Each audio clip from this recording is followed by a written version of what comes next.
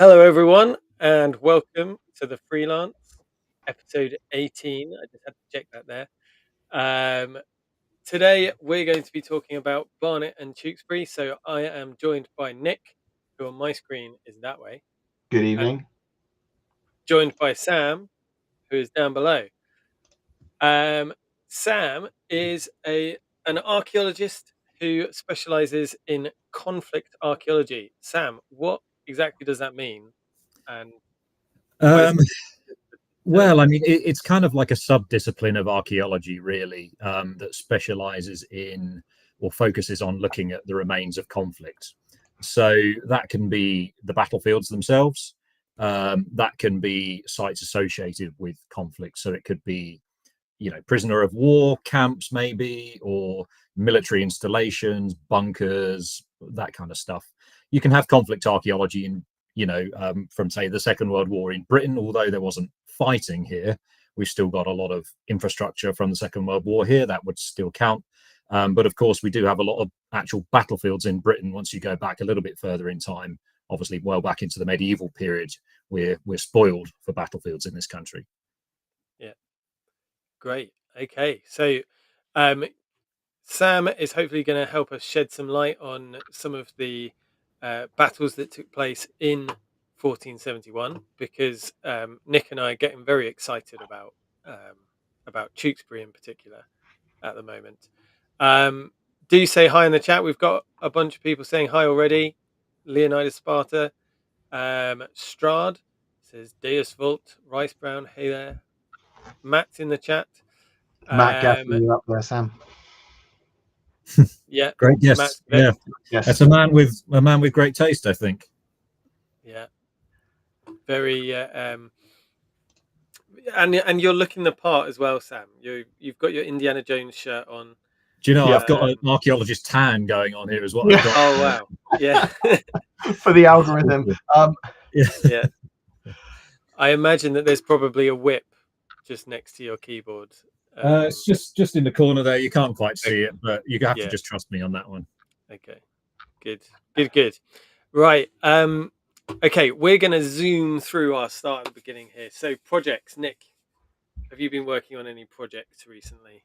I have been flat out on a few projects. I have been making some new undergarments for 15th century for Rosie. So ladies' hose and a shift. I've been doing bits and pieces for LARP, like fizz wraps for various different things. I'm working on the table at the moment, cast resin potion fizz wraps so that they're safe to have on the battlefield. They're not going to explode glass in your pouch or like miscellaneous liquids everywhere if you fall over. So yeah, I've been pretty flat out with projects at the moment. Got quite a few events coming up, so that's going to be cool to talk about. Cool. Sam, have you been building or making anything recently, or just digging it up? Just digging it up recently, to be honest. Reenactment has taken very much a back seat for me for a number of years, as Nick will well know. But I am actually this year able to make Tewkesbury, believe it or not, which will be the first time since 2015 that I've been able to make it. Unfortunately, a project I'm involved in Belgium, Waterloo Uncovered, always clashes with Tewkesbury. So it's actually shifted this year to slightly later on. So for the first time, since 2014, I'll actually be able to come to Tewkesbury, which I'm rather looking forward to. It should be good. And I think it's probably worth just interspersing here to give a bit of background. Zach and I are both in Middleton's, and Middleton's was kind of the group that Sam founded way back in 2010, pretty much. Let's probably about 2012, I think, thereabouts. Yeah. So yeah, that's kind of our reenactment link, is that Sam and I have been reenacting together for a long time. I was trying to think actually how old we were when we met. I think we must have been 17. Yeah, possibly. 16 or 17. Yeah, 16 or 17, which is alarmingly now over half our lifetime ago. Yes. Which is mildly concerning. Yeah. It's been a long time. This will be. I started playing Gloucester at Tewkesbury in 2014, and I've been attending Tewkesbury since 2006. So that's it's 2014 does not feel like 10 years ago. I know, it's insane. Concern. Matt's just sent a super chat of £5, which Hey, I made a rule last live stream, which I guess we will continue onwards, because Nick does a lot of work behind the scenes getting things sorted, and he arranged getting Sam on for this week. Any super chats that we get are going towards the Keeping Nick Hydrated Fund. So any donations go directly to buying Nick a beer at Tewkesbury. So thank you. and I guess if Sam's here, Sam, if any come on this one, then you can get in on that action as well. Well, I won't turn a beer down, that's for sure. No. There we are. Well, You, thank you very much, Matt. That's great. That is a good step into talking about upcoming events. Yeah. We all have that shared event coming up, Tewkesbury, which is less Yeah. than 2 weeks away. You talk Yeah. about getting hydrated. The big pack of sports bottles for making sure that we've got drinks on the field arrived today, so that's good. Great. Other events- I've also got a bunch of these metal flasks, which I'm hoping to make leather covers for. Oh, great. So they look like costrals. But yeah, I'll see if I get time for that. Yeah. And then yeah, and we've got Empire a couple of weeks Yes, after end of the Tewkesbury, month. which I'm very excited about. That's going to be my first ever LARP.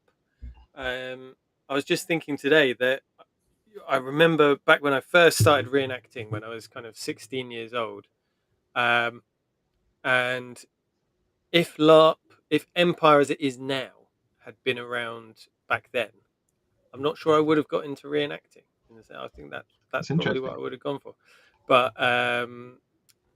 yes, I'm pretty excited. But I'm glad I got into reenacting, because I do really enjoy it, and it's really kind of shaped my love of history and things like that. Sam, you were saying that you're heading off for some archaeological events yourself. Yeah, so I mean, the next, I've literally just got off of a quite a modern project, excavation of a B-17. But my next sort of battlefield related project is going to be out at Waterloo. So as I mentioned, that's part of a charity called Waterloo Uncovered, and we've been going to the battlefield since 2015. A little bit of interruption for COVID, but more or less continuously since 2015, and working our way around the battlefield, looking at various aspects of the archaeology there. So this is going to be the next season of that, really. We've had some really interesting results in the last couple of years, working up around Mont Saint-Jean, which was the field hospital during the battle. So we found amputated limbs, we found horse burials, and a complete human burial as well. So a lot more research to be done on the battlefield, and we'll see what this year holds, basically. So can you just say a little bit more about the background of Waterloo Uncovered, because it's a fantastic project, and like not everybody. Yeah.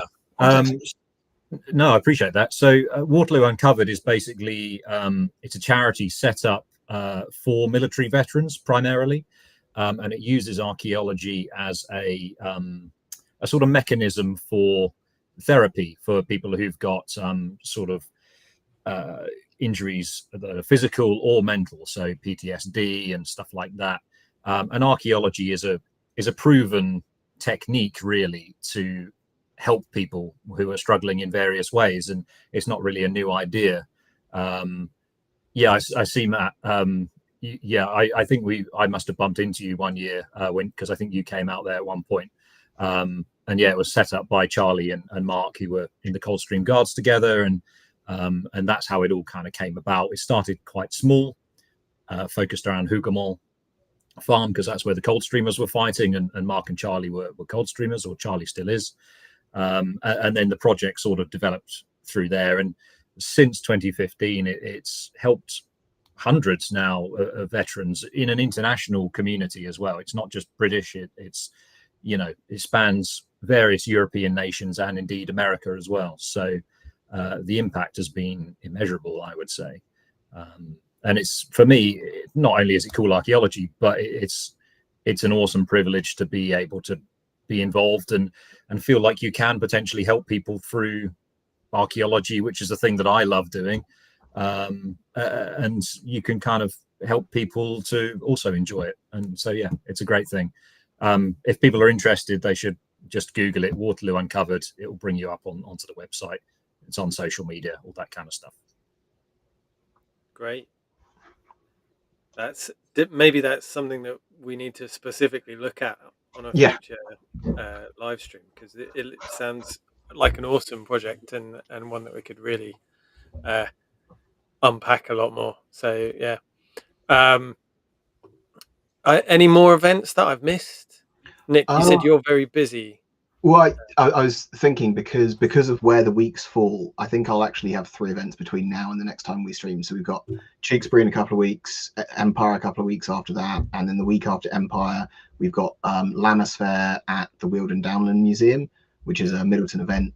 Well, an event that Middletons are attending that's organised by Blacklight Historical, and really looking forward to that because it should be able to build kind of like an environment within one of the medieval buildings there. And kind of set dress a bit of a medieval household and that kind of thing. So it's a bit of a different event for Middletons because it's not got a military kind of focus, but it should be a really kind of unique and interesting event. I'm really looking forward to that. So hopefully have a good report from that as well for the next time we talk. Yeah, great.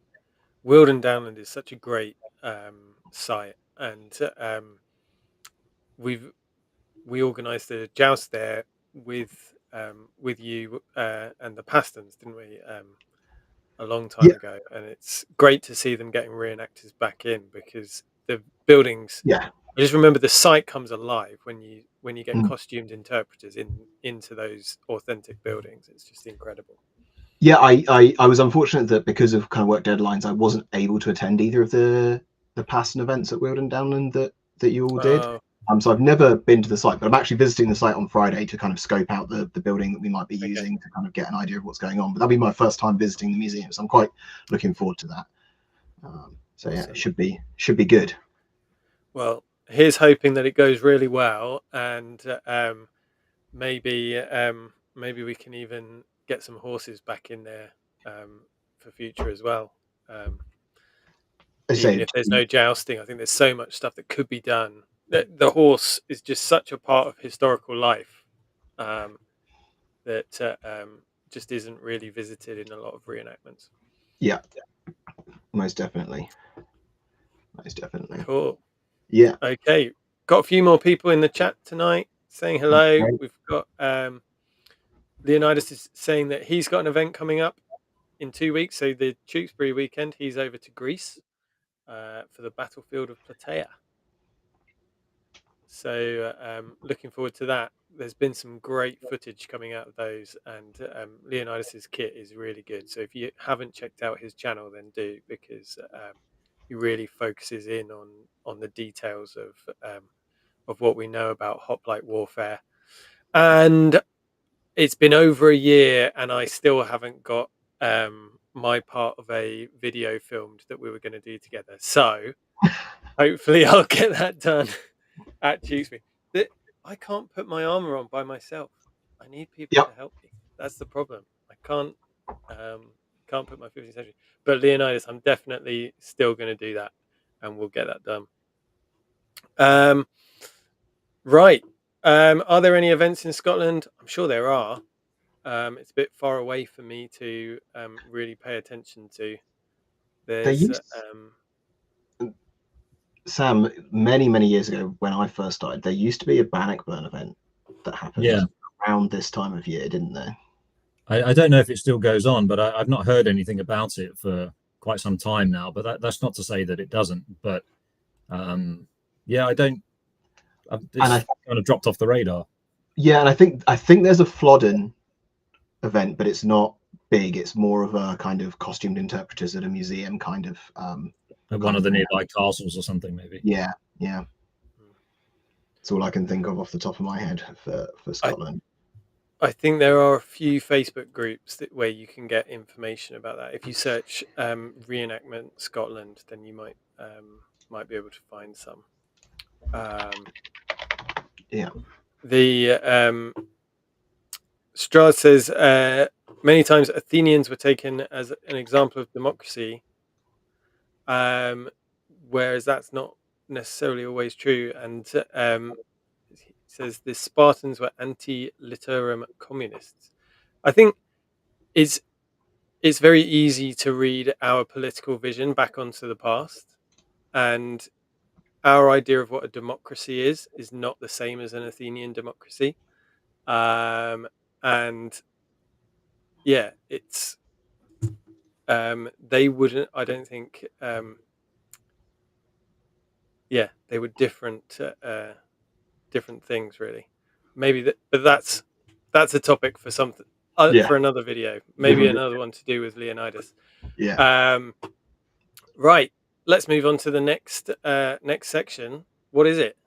Well, Barnet? I think we're 16 minutes in and we're ready to go on a main topic here. Let's do it. So let's go. Let's go. So we're going to talk a bit about 1471, which is the year for Barnet and Tewkesbury. But I think one of the first things to do is to set the context. So start with Sam. Like, Sam, why is 1471 important? What happens that year? Why does the Barnet and Tewkesbury campaign happen? You put me on the spot here. My brain's been in B-17s and things recently, but essentially what happens in a simplified way is Edward IV obviously is briefly deposed off the throne. Henry VI is back on the throne. He comes back. He has a bit of assistance from Charles, Duke of Burgundy, his brother-in-law, and gives him some ships and a few men and stuff like that. And he lands back up in the north on the Humber somewhere, I think. And his objective ultimately is to retake the throne, one would assume. So he's marching south. He's gathering troops and supplies and so on as he goes. And he gets all the way to London, captures London. He captures Henry VI, essentially, and he says, I'm king again. Great. Meanwhile, Warwick is, I forget exactly where he is. You'll have to forgive me. But he obviously is trying to respond to this. So he is also raising troops. And he's marching towards London. And obviously he wants to, basically bring Edward to battle to try and resolve the issue. And Edward obviously learns of this. He marches out of London on the what is the St Albans Road, the old road north all the way up to Anglesey, and so he's heading out essentially on the road that takes him through Barnet. And Warwick is in St Albans the night before the battle. He's marching on essentially the same road, but heading towards London. Inevitably, they will meet. The accounts are quite interesting about Barnet. So what you essentially get is the armies, if you can believe the accounts, and there's a whole debate and argument about the legitimacy of some of the accounts and what you can and can't believe and so on and so forth. Like all sources, ultimately, they're, for the most part, written for certain audiences and so on. But some details are very specific, which would be odd to make them up entirely. But anyway, so Warwick, he sort of deploys his forces, possibly behind some kind of large bank or hedgerow, at least according to one of the accounts. And Edward reaches the battlefield, what would become the battlefield, as it's getting dark, and he essentially deploys. It's described as a broad green plot. So he deploys his troops within this same broad green plot, whatever that means. Essentially, it means big open area, I suspect. But because it's dark and neither army knows quite where the other army is, they end up not quite aligned correctly in where they sort of generally draw up their forces, but also, according to the arrival at least, Edward is far closer to Warwick's army than he either side really realize. And so there's this odd exchange of artillery fire during the night, it seems, which is a bit of an odd thing for the War of the Roses generally, I think. But essentially Warwick is firing his artillery towards Edward's position, or what he believes is Edward's position. Quite what the purpose is of that, I don't know. Possibly to just harass him, or I don't know. It would presumably keep his own men awake if he set off a gun every few minutes as well. So I don't quite know what the objective is there. But if you can believe all of that, then Edward is actually down in this hollow, and the artillery rounds are flying over the head of his army. So he would have to be pretty damn close. Quite how neither side knew exactly where the other was is a bit of a mystery, I think. But I realize I'm just going into like talking about what happened at the battle now. I can just carry on. But so essentially, yeah, day breaks. There's a thick fog, which also kind of compounds the issue. If guns have been firing all night, the powder would be lingering in the air, and it would add to the to the fog and so on. While I was doing the archaeological project in Barnet, which we might come on to in a bit, I suppose. Yeah, I was going to circle back to the archaeology at the two different sites once we've kind of... Yeah, for sure. We actually had one particular morning on site that was an incredibly dense fog, and it was really a vivid sense of what the fog could have been like on that morning.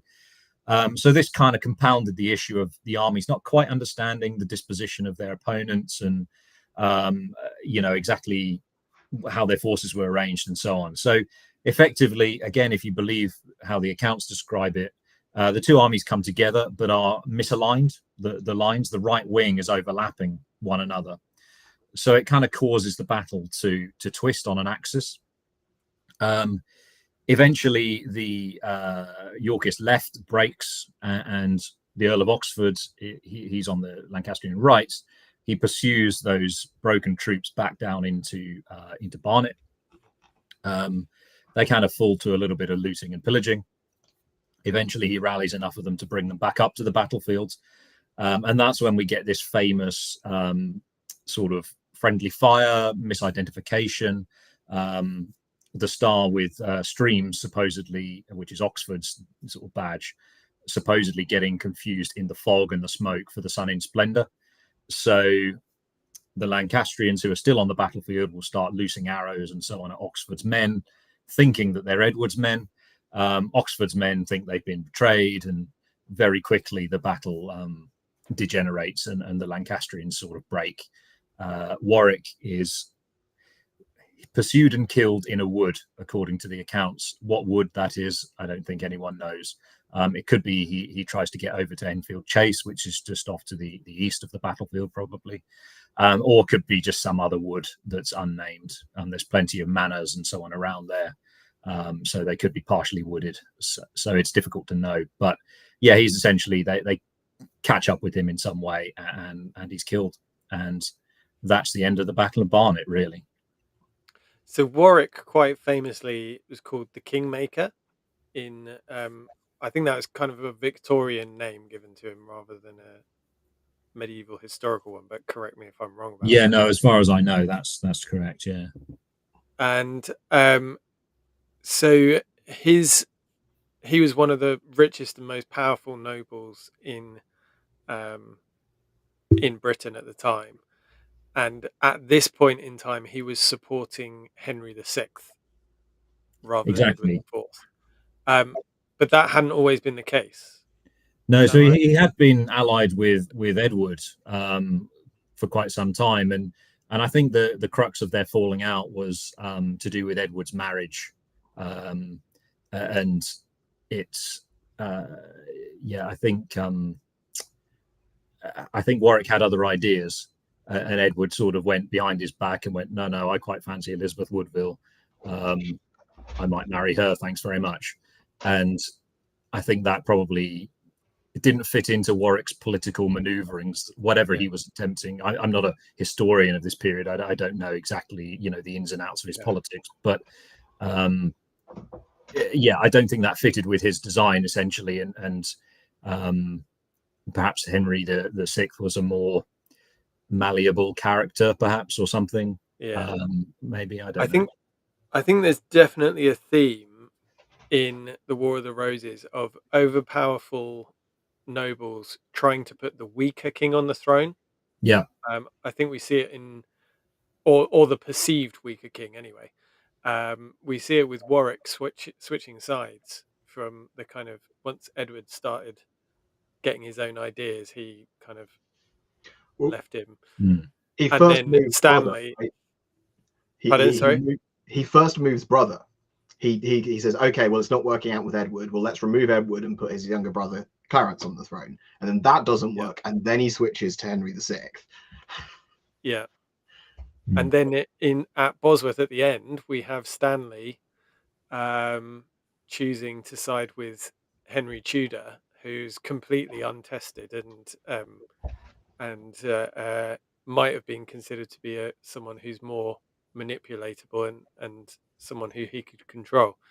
Although it turned out that Henry was very uncontrollable and very clever guy. So yeah, so Barnet. Barnet happens at the beginning of this kind of new uh, mini campaign within what we now call the War of the Roses, but very much Edward's army was coming over from Burgundy, right? So would there be a different makeup on the battlefield of Barnet between the two armies, or would they be very similar to each other? I think still for the most part they would be pretty similar. Edward did supply, Charles did supply Edward a couple of hundred Burgundian handgunners. So, but he didn't give him that many troops. He mostly gave him a few ships, I think. And Edward did go into exile with a number of, knights and so on, who would presumably have their own retinues with them and things like that. But it wasn't a large army that landed. But he did supposedly have these handgunners with him. Maybe not enough to make a difference in a battle situation, really, but certainly would have supplemented his army and would have been a slightly different, more European sort of. There would have been a more European sound to the battle, rather than artillery going off every now and then. You'd have the crackle of handguns going, the whole time, and I'm not quite sure how he would have deployed them or anything like that, but. Aside from that, I think the armies would have been more or less the same, still dominated by archers, men at arms, and billmen and that kind of stuff. The only account that we've got, no,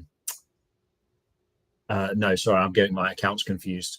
There's one account we've got from someone who was at the battle, which is John Paston. He's wounded in the arm with an arrow, so clearly arrows are being still shot about the place. Von Wesel's account, which is he's a German merchant in London, and I think it's in his account where he gives a lot of interesting details about the battle, and he's in London at the time and has probably talked to people who were there and so on, and he describes the fields at one point, and he says 10,000 arrows still lie there, sort of painting the picture of all the arrows stuck in the ground essentially. So that kind of emphasizes that archers were still, a dominant force on the battlefield, and it probably, for the most part, looked like any other English battle in the Wars of the Roses, but with just a sprinkle of extra gunpowder thrown in for good measure, I think. So there's a question from Hobie about it being unusual for a rich lord to be killed rather than captured and ransomed. And I think that's one of the hallmarks of the later period of the Wars of the Roses, is that they're very ruthless towards the nobility on the field, because it's essentially about controlling noble titles and controlling the throne. So killing someone is an effective way to remove them from ever being a threat again. They actually want to spare the commoners, for the most part. Although in Barnet, Edward specifically orders them not to spare the commoners because he's so pissed off that people essentially rebelled against him. But for the most part, if you keep the commoners alive, they might well fight for you in the future. The nobles you can replace, but the commoners you need on your side for the most part. And an interesting thing, I can't remember if it's from a collation of the different sources or if it's from a collation of court rolls, but many of the nobles that come with Edward are not entitled until after the Barnet or the Tewkesbury campaign, compared to a lot of the kind of nobles on the side of Warwick, and when we come to Tewkesbury, the Prince of Wales, are entitled before the battle, which kind of probably doesn't lend any difference to the kind of equipment or style of fighting, but there's definitely a difference in kind of the nobility of either army there, and roles are to be believed that that's exactly who was there. Yeah, there's certainly a big long list after Tewkesbury of the guys who get knighted or whatever. I'm not sure that one exists for Barnet, but it may well have. I might be wrong. Well, it could well be the same thing, lists knighted at Barnet or knighted at Tewkesbury, and it was collated after Tewkesbury, because it's a very short period of time between the two battles, right? Yeah, it's about 3 weeks or something. Yeah. Well, Tewkesbury then. Oh, sorry, Zach. Well, yeah, and I was just going to say, especially Barnet, this was like a grudge match, really, wasn't it, between Edward and Warwick. And Edward had been in exile for a number of years, basically because Warwick had turned against him. And so the gloves were really off. If anyone was not going to get any quarter from Edward, then it was going to be Warwick, because of the history that they had.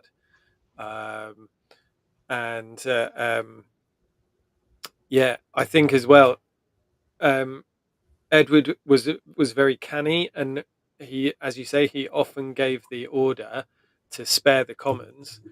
But I think it's worth bearing in mind that if your opponent has given the order to spare the commons, then that can have a detrimental effect on your army's morale, because they're more likely to turn and run if they know that they're not going to be pursued.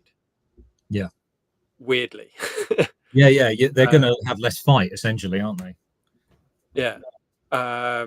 Because most of the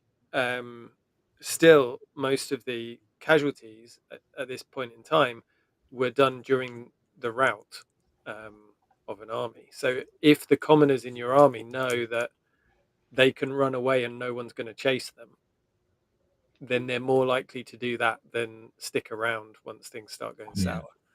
So I think there's a lot on the line for Edward at this particular battle as well, because if he loses, that's execution straight away, isn't it? Almost certainly. And so he's probably trying to play every trick in the book, or I think he was quite an ambitious man, probably, and there's some great descriptions of how he conducts himself in the arrival. Obviously, it is a sort of pro account, but it very much sort of bigs him up as a character, and but you can imagine that he might well have been quite like that in reality as well. Well, and we'll come on to Tewkesbury shortly, but kind of eliminating Warwick and Warwick's army has to be a goal here, because of the threat of him meeting up with the other Lancastrians who are landing and become the opposing force at Tewkesbury. So Edward has to do something decisive here. It's not going to be enough just to kind of take the field and have the opponent's army disperse. Yeah, he's facing two armies essentially, and he really doesn't want them to become one big army. Yeah.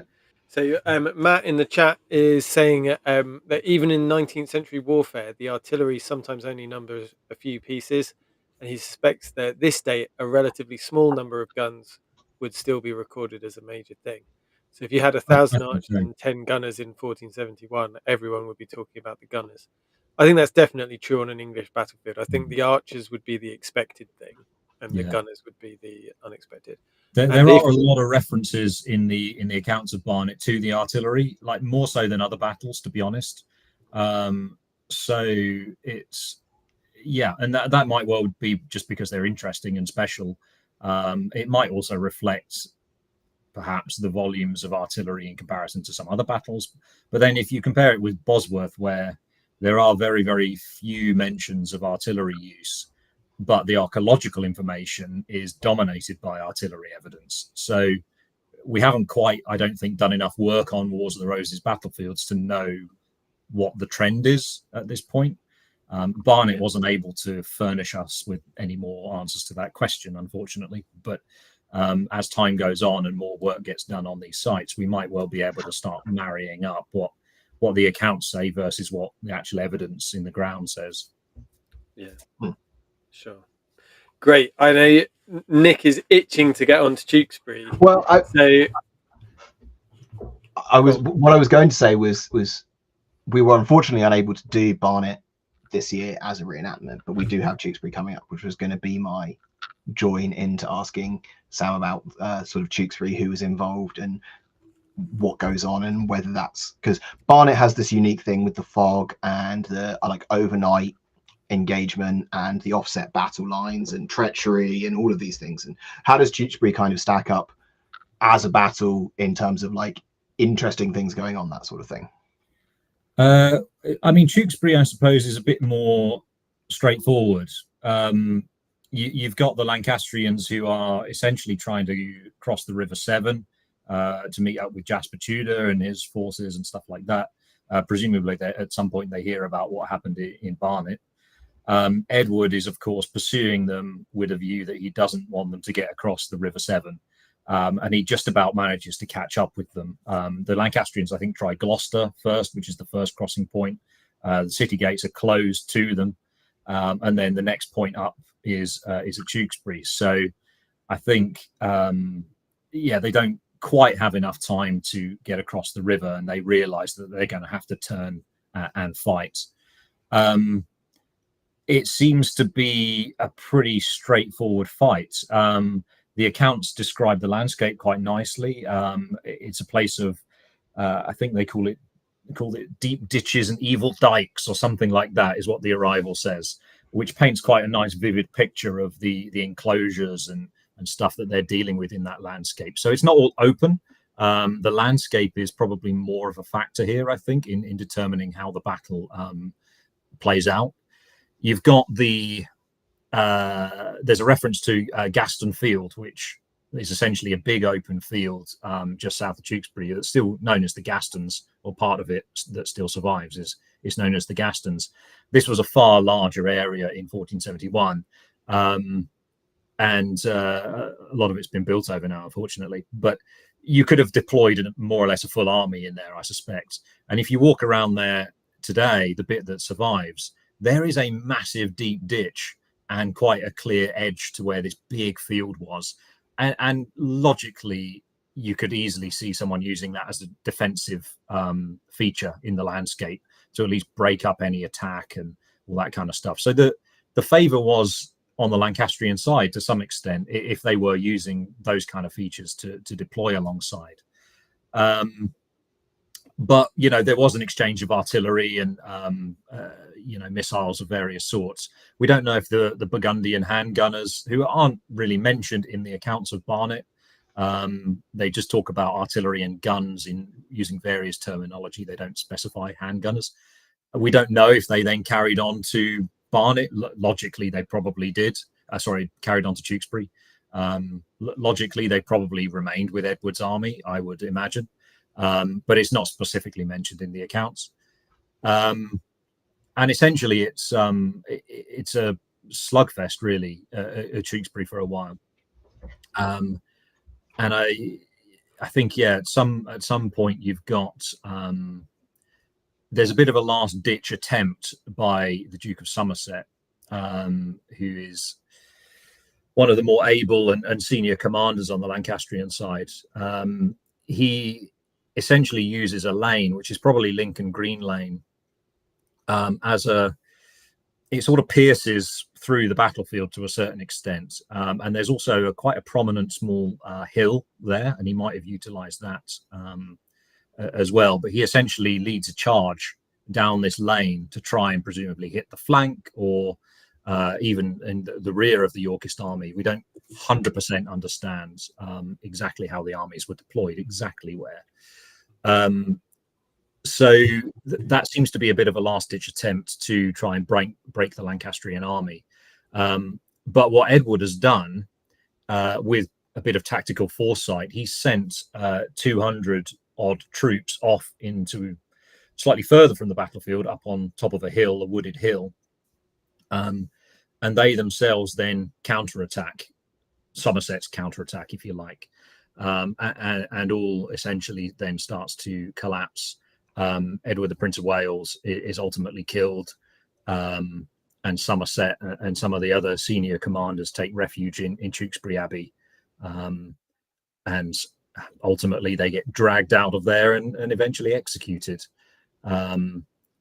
So it is a bit more of a straight up fight, I would say. As kind of typical as a War of the Roses battle goes, I suppose.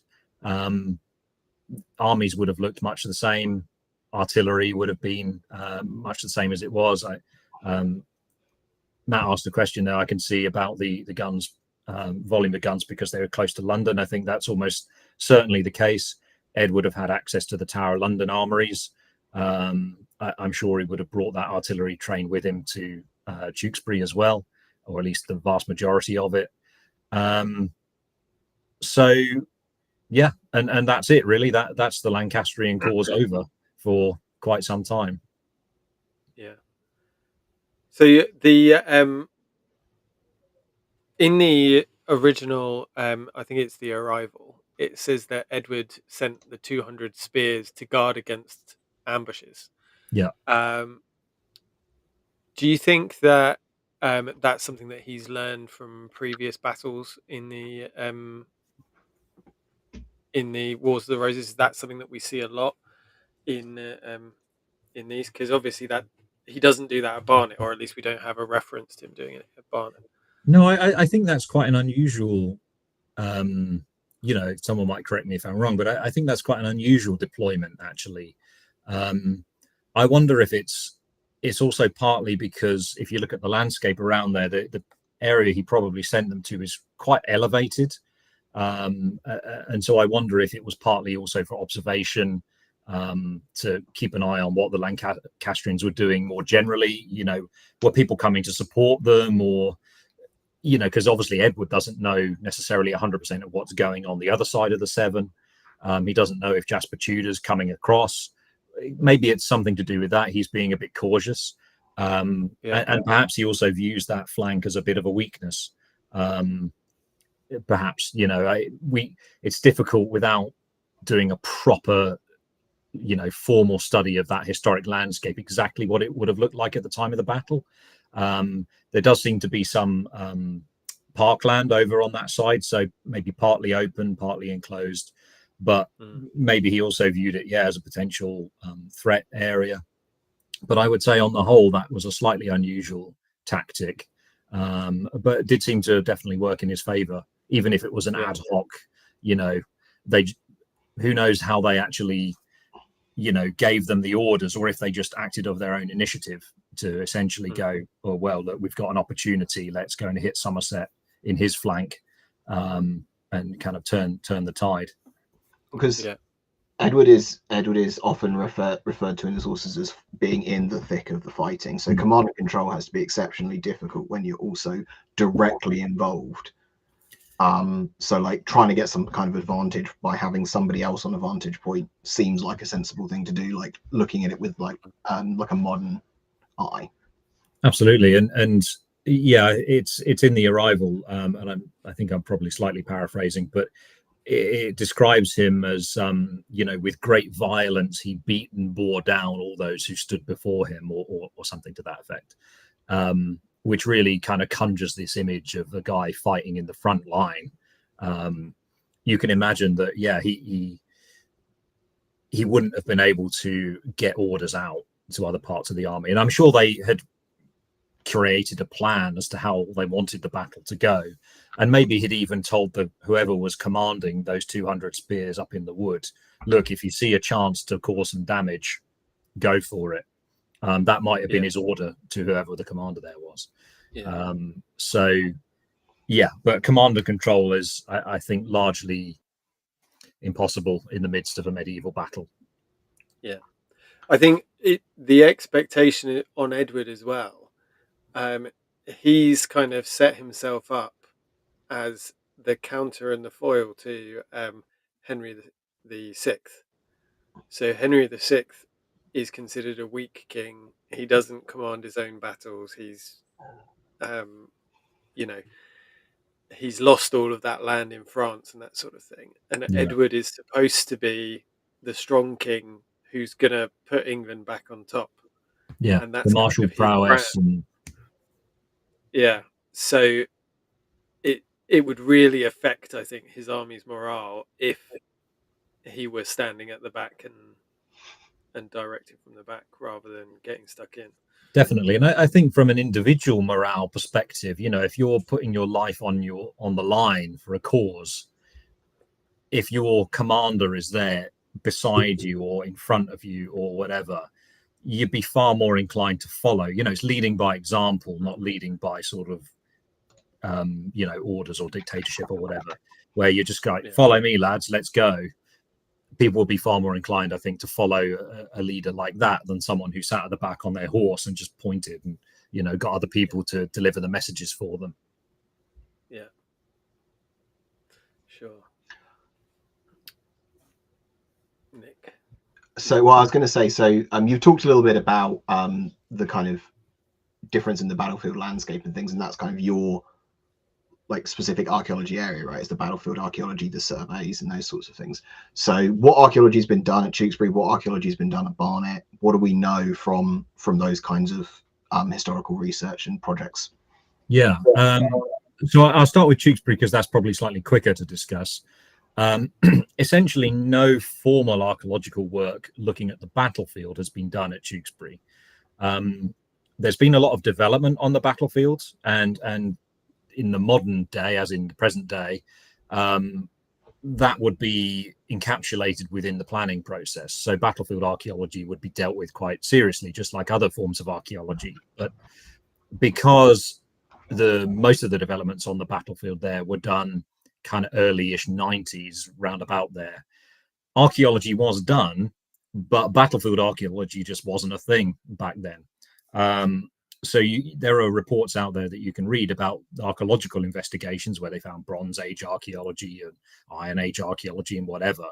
There's even, frustratingly and tantalizingly, little notes in some of them that say, oh, and a local metal detectorist came up to us and brought a whole box full of finds, which included medieval spurs and, bits of armor. And it's a throwaway reference in some of these reports. And I've tried to track down where these artifacts have gone, and it's just impossible, basically.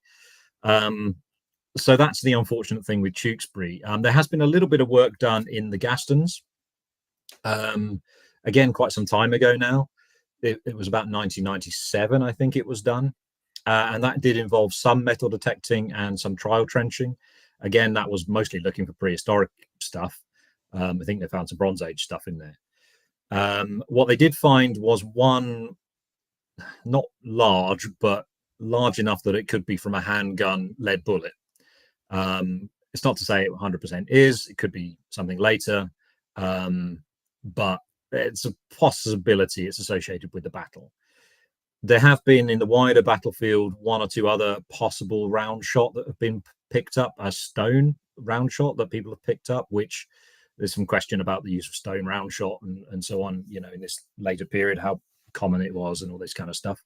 But I don't know if they're 100% genuine. Sometimes you get very round stones, which people pick up and think are cannonballs, and they're just natural stones or from some other thing. Even metal round spheres can not necessarily always be cannonballs. They can be from all sorts of things. You get giant ball bearings that are in things and all sorts of stuff. So yeah, there's some possibilities there. There were also a bunch of arrowheads found at Holm Hill, which is under the council car park now. It's like a big medieval sort of fortified manor type place up there. And they found an assemblage of arrowheads when they were excavating there, I think maybe in the 80s or the 90s. But looking at the typology, more likely to be associated with the manor and so on, as opposed to the battle. There's a lot of or it certainly spans hunting types and things like that as well. So it's not pure battlefield stuff. So maybe not associated with the battle, but that's really it in terms of Tewkesbury. I am working on that. I'm attempting to. It's been a site I've been interested in for a long time, and I am attempting to try and instigate some sort of proper archaeological work there. So that is still an ongoing conversation I'm trying to have, but we'll see. There's an interesting intersection here, actually, just a slight tangent, of reenactment and archaeology, and the impact of reenactment on battlefields. And Tewkesbury is a great example of this, because not only is it a massive reenactment, it's also moved around the battlefield. It's been in at least 3 different locations. So there's some interesting questions about how that impacts on battlefield archaeology. And for those who might not know, most battlefield archaeology is just within the topsoil. It's not contained within ditches or pits or anything like that. It's unstratified, it's in the topsoil, it's bullets, it's buckles, badges, and you find it with metal detectors, basically. And we found a similar issue at the Hastings battlefield, actually, which also has large reenactments on it. But one of the issues, as you might imagine, is replica material turning up. And if you bury it in the ground for long enough, for 20 or 30 years, it does start to look like the real thing if it's a good replica. That's less of an issue, probably. The actual major issue with reenactment on battlefields is all the public that come to visit. I was saying, is it coat cats? Yeah, it's ring pulls, it's small change, it's tent pegs, it's all that kind of stuff, which in large quantities can mask battlefield archaeology, genuine archaeology. And so Tewkesbury would be a great testing ground to actually examine this phenomena as well. We have, as I mentioned, at Hastings, we've had a look at it there a little bit, and Waterloo actually has been a great testing ground for that. And we've sort of come up with some methodologies to mitigate this. Essentially, it amounts to using machines to strip off the first couple of inches where all of this modern stuff is. And you can expose the genuine objects that are a little bit deeper, that they've worked their way down through the soil column. So that's a reason I'd actually like to look at Tewkesbury as well, is from a site management almost, or perspective, a conservation perspective. And it's been such a long running reenactment that it would be a great case study for that. And apparently this year is the 40th anniversary. Is it really? Yeah. It doesn't surprise me. And you think of the thousands of people that attends that every day that it's on, for 40 years. That must be, I mean, if it's 10,000 people over a weekend for 40 years, that's a lot of people. Yeah. Yeah. And a lot of small change and a lot of ring pulls and all sorts of stuff. So yeah, really interesting to examine that as well. So that's kind of Tewkesbury. Barnet, we have done a lot more archaeological work there. So 2015 to 2016, I directed the field work for a project there where we were essentially trying to find the battlefields. There were a lot of competing theories as to exactly where it might be. Tewkesbury's fairly certain. Everyone's pretty happy with where that battlefield has been sited. We don't understand it in intimate detail, but the broad area, everyone's pretty happy with that. Barnet was a little bit different. There's the traditional site at Barnet up on Hadley Green, which it doesn't, in my opinion, it doesn't fit very nicely at all with the primary accounts of the battle, the topographic clues and so on that are given in these accounts. It talks about this hollow that Edward's army goes into, for example. Hadley Common area is up on a ridge. It's difficult to imagine how this would fit into the landscape. Once you start mapping where the edges of things like Enfield Chase were, where the open areas were, where the enclosures were. Von Wezel also talks about this hollow, so it seems to be a genuine thing that influences the battle. He also refers to it as a marsh, which is interesting. So you're perhaps looking at oh guys, I'm really sorry, I think my computer's about to force me to restart. Oh dear. It's because I'm on my work computer. See if you how long? I'll be a couple of minutes. I'll be a couple of minutes. Okay. Is that all right? Yeah. Sure. Just talk amongst yourselves. Yeah, I'm sure we can fill empty hour. It's fine. Okay, I'll be back in a sec. Sorry. It's okay. Right. Well, let's take a quick break. And, Yes. yeah. Well, this is a great time for you to do your call to action. That is a good point. And before the hour mark as well, which is very Yep. good for me. I should say, I have got a male shirt, which I was able to purchase because of my patrons, and That is fantastic. I am doing a review on it. It is a riveted male shirt, and it cost just a little over £100. Is Which this from the same place that I got mine? It is, yeah. It's an incredible, incredible value. And yeah, so watch out on the channel for a more in-depth review of that, because that is forming part of a lighter armor. I was going to do film it at Barnet because it arrived in time for Barnet, and I made the modifications in time for Barnet, and then Barnet didn't happen, so that's been postponed. But I did try it out at Skirmish, Mm-hmm. Matt's event that's just taken place in Ripley, and I was teaching a class there, so I was able to try that out in anger there, and I'll have it at Tewkesbury with me as well, because one of the nice things about Tewkesbury, I mean, it depends how tired you are as to how nice it actually seems, but there's a reenactment in the evening as well, isn't there? Well, there is a display in the evening. Yes. Yeah, a display. And we sometimes go down there with some armor. So yes, there is a small amount of combat, sure. and there's a kind of, it wraps up the story of Tewkesbury, which, as Sam was talking about, involves various members of the leadership, including Somerset, being dragged out of the abbey and executed. And yeah, so that goes on in the evening. So yes, it would be a good opportunity to try out a different set of armor if you wanted to. I also want to a couple of people in the chat. We've got Hobby talking about the perceived treachery bringing about the death of Warwick at the hand of the Yorkists, which is somewhat ironic, I agree. And Mike making allusions to Barnet being fought at Bosworth this year, which I'm very much looking forward to. That's in August. I'm very excited to have full-scale Bosworth back. Great. Yeah. Yeah. So so I'll bring that along. I'll do a video on it as well.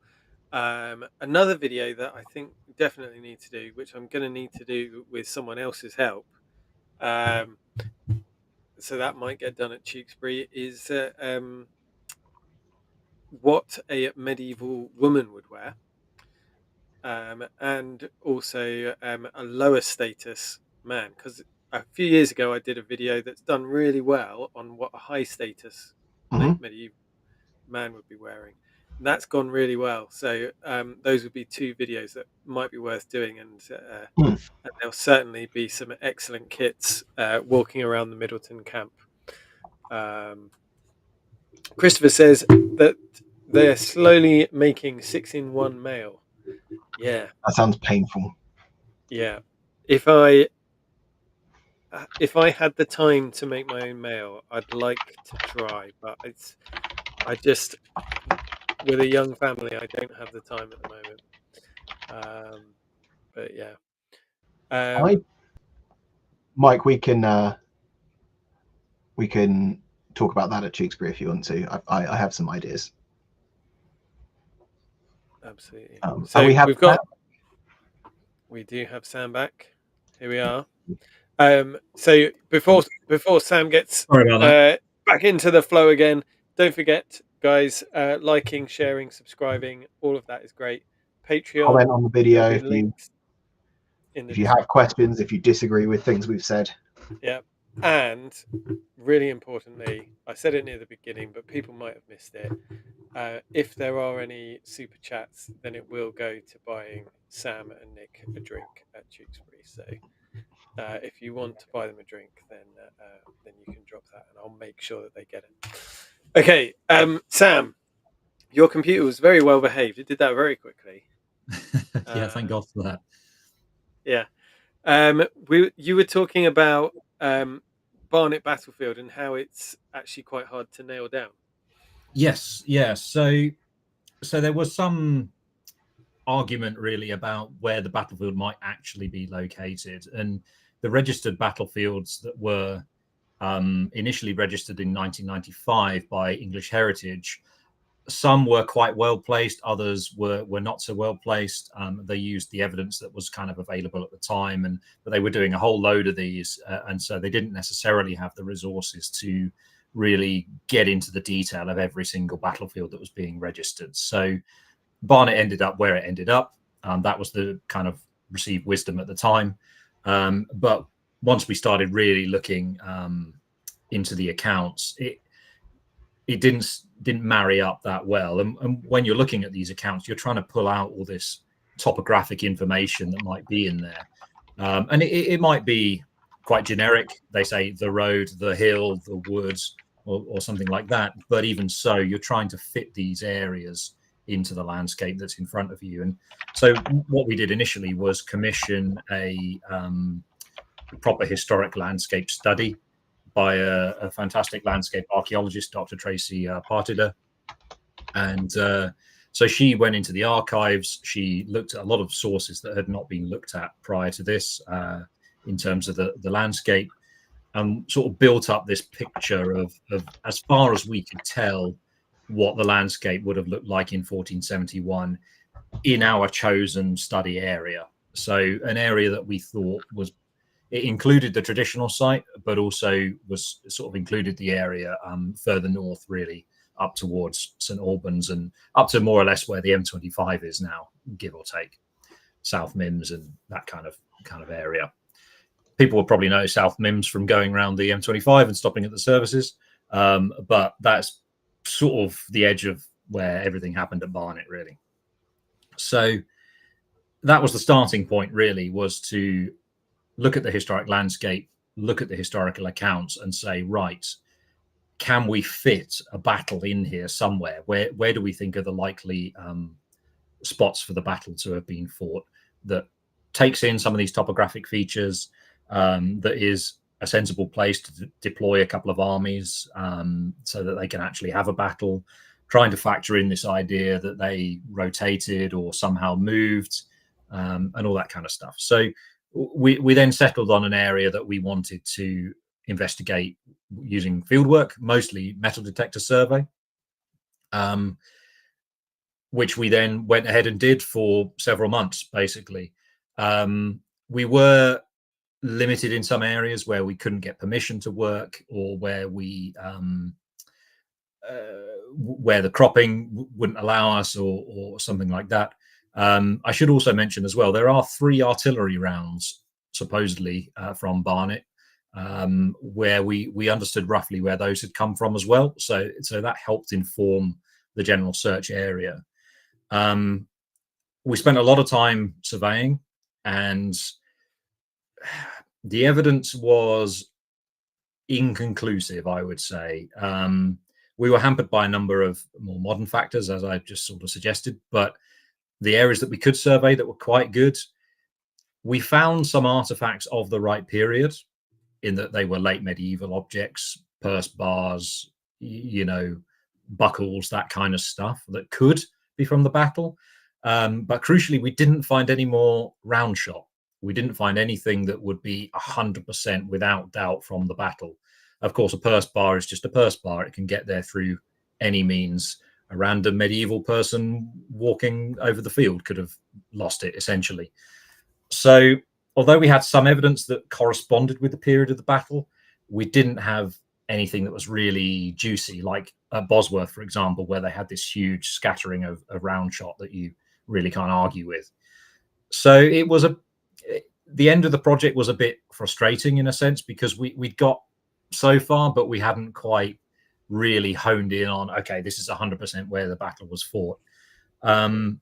We have been talking recently actually about revisiting the site. I've got some some ideas I'd like to try and look at in terms of new areas that we could survey, which essentially are just outside where we last surveyed, and also areas that we couldn't get into previously that we might potentially be able to get into now, which we'd identified as possibly really interesting areas. So that's a sort of watch this space as well, really. But there should be a round shot scatter out there, given the amount, as we discussed earlier, the amount of times artillery is referenced in the accounts of Barnet. There's going to be some round shot somewhere. And if it is true that Warwick's firing his artillery all night, even if he fires one gun every 20 minutes, that's still quite a lot over the course of, let's say, eight hours overnight. So they've all got to end up somewhere, basically. It's still an enigma, Barnet, to a certain extent. But what we are fortunate with in Barnet is a very enthusiastic local community. They're really interested in the battle and finding out about it. And actually, they took a lot of inspiration from Tewkesbury in how they could commemorate the battle, starting their own reenactment, of course, their own event, but also the banners that lined the streets and so on. That's obviously a great thing about Tewkesbury. We can go and see all the banners and read a little bit about who they were in the shop windows and so on. And Barnet has taken on that model as well, and they do the same thing. Essentially, they have displays of the banners and information about them. So there's a lot of local interest in both battlefields, I would say. And I'm hoping that will help drive, archaeological interest. Of course, archaeology all costs money, which is the real downside. You can do some stuff with volunteers and enthusiastic people, but at some point, some things do need to be paid for. So that's always the sticking point. But funding can come from a variety of sources. And it's all sort of a work in progress with both Tewkesbury and Barnet. But hopefully we'll be able to do some more field work at some point at Barnet, at least. It's really what archaeology is. It's doing something, seeing what it tells you, and then how do you then build on it? Just because we didn't find anything in our first project in 2015 or nothing that was really definitive doesn't mean we were in the wrong place to start with. There's any number of factors that can influence your results, but also it's all worthwhile information, because the results, every time you go back to a site, you're building on the picture over time. And with the project at Bosworth, it took 5 years to find the first round shot, and we had 12 months at Barnet. So in comparison to other phenomenally successful projects, Barnet has only been exposed to 20% of that time, really. So who's to know what more could be done there? What is just out there waiting to be found, essentially. So there was a question that I had that came to mind when we were talking about the Battle of Tewkesbury, which, now that you've talked about the archaeology, it might be that we don't have an answer for this. But you mentioned how Somerset was one of the more experienced commanders. Mm-hmm. But to modernize, many of the nobility, certainly, that were fighting were really quite young, especially as they're in command of thousands of men. And Prince Edward, who died at the Battle of Tewkesbury, was very young.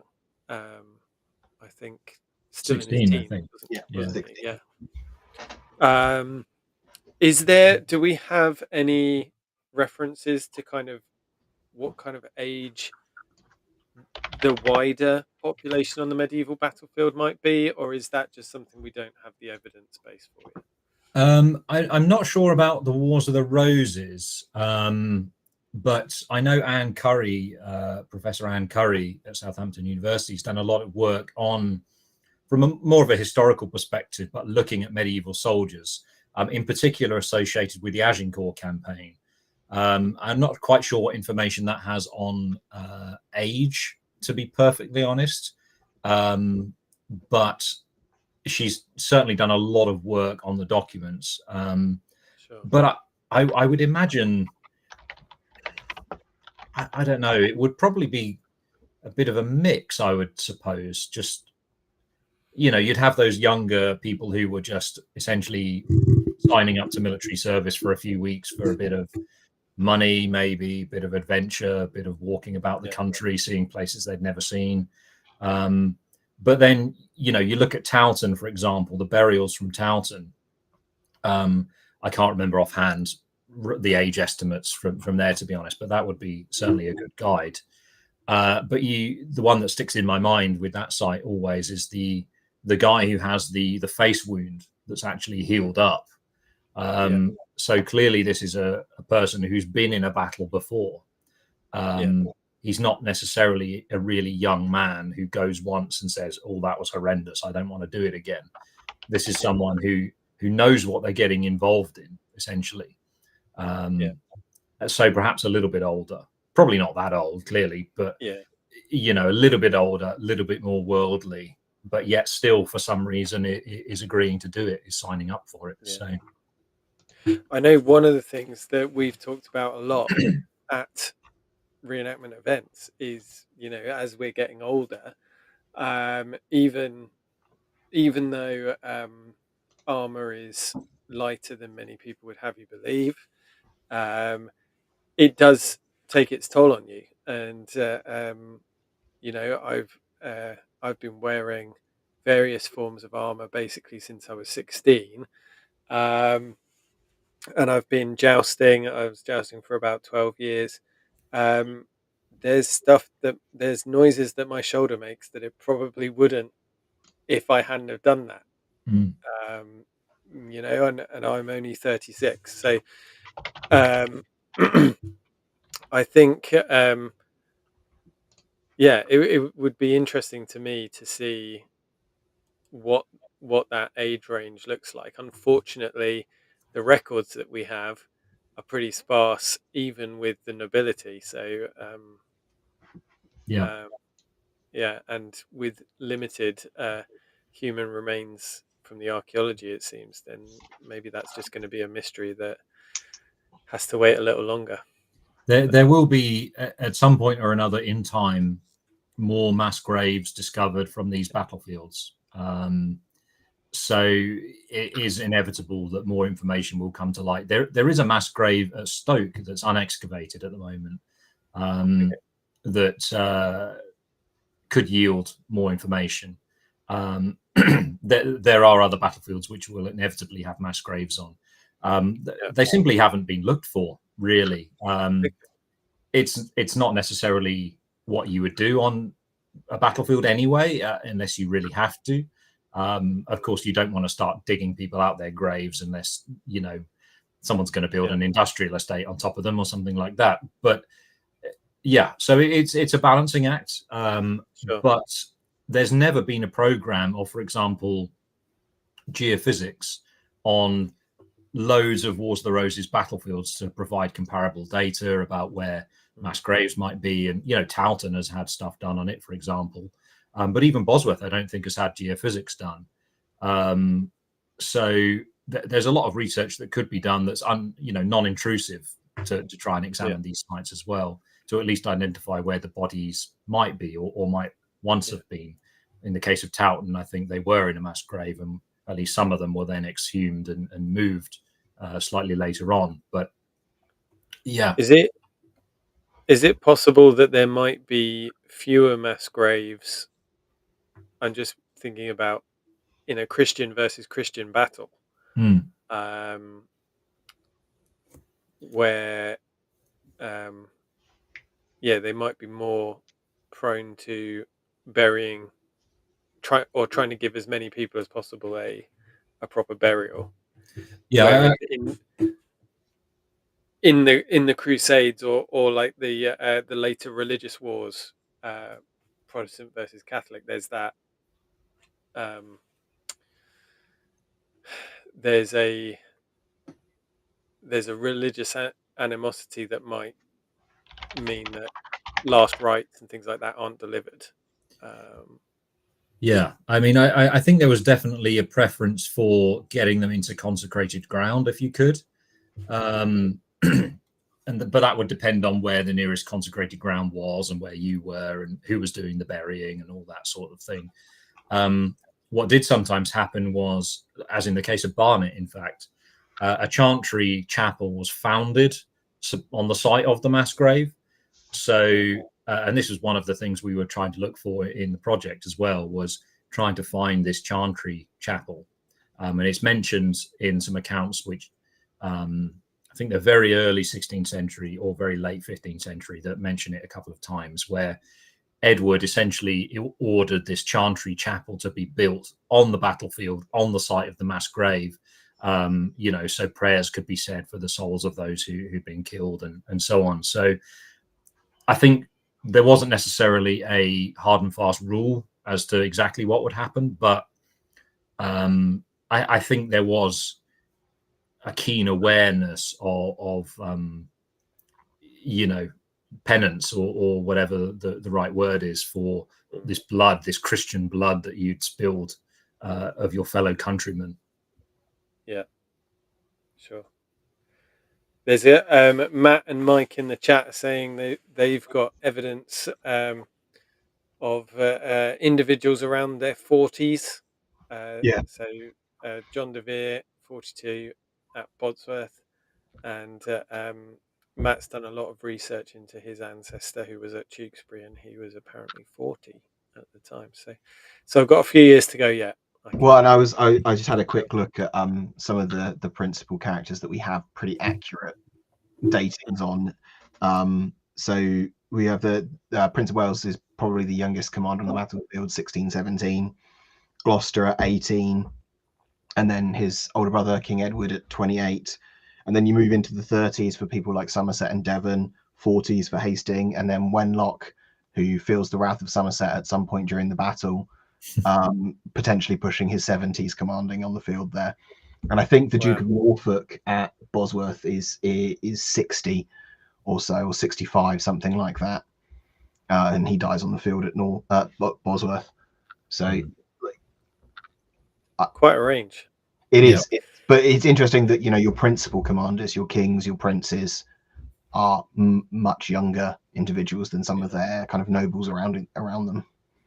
But I suppose it's the whole approach to warfare in this period, isn't it? It's very different to say, the Second World War, for argument's sake, where it was warfare was part of your life. If you were a noble or whatever, or even someone of middling kind of rank, getting involved in warfare, knighthood and all that stuff, that was just part of your life. It didn't matter what age you were.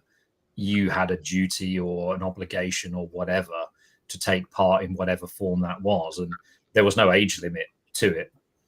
But say in the Second World War, the vast majority of people doing the actual fighting are in their 20s, maybe 30s. Because soldiering was viewed almost as a completely separate thing. It wasn't, you were just doing it for that period while the war is going on. You're a soldier.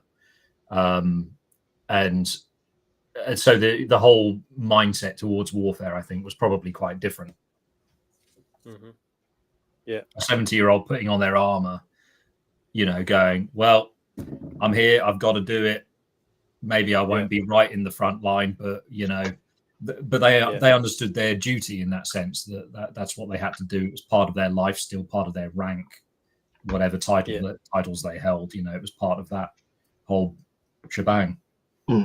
Yeah, and it had a religious thing as well in that role was ordained by God. So you can't argue with it, right? That's it. Yeah, and God's will would give you victory or whatever.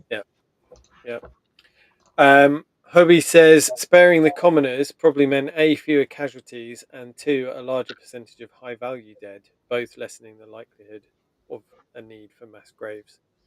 Yeah, true. I think that's very possible. And Toten, obviously that had 2 particular things that would have caused large casualties in that.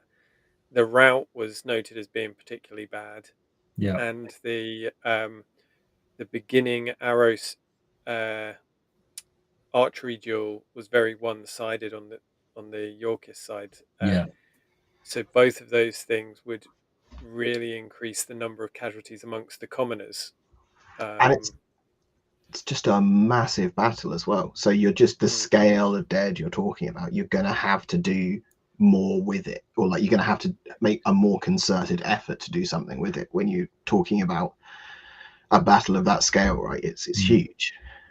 Yeah. And what the research has shown there from where they have identified where mass graves were dug on the battlefield, the bodies then were taken out, as I mentioned, sometime later. They've located where a number of the mass graves were. That they were in the epicenter of the battlefield, presumably where, you know, dead were piled up, and it was just, you didn't want to have to drag them, you know, even a few meters in any direction. You would just dig a big hole next to where the thickest press of them were and just chuck them in, you know, lay them in, whatever.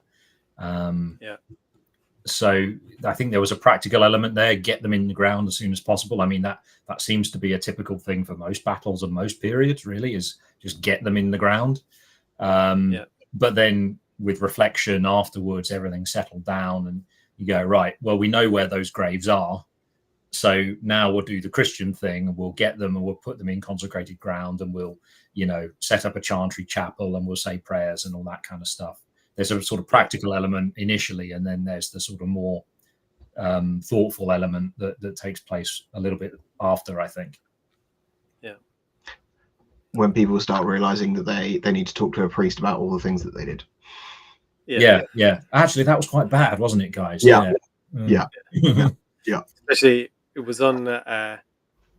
Was it on Palm Sunday, Tayton? It was. Yeah. Yeah. That probably would have figured into the amount of Hail Marys that they had to say afterwards. Yeah. For doing all that on a religious holiday.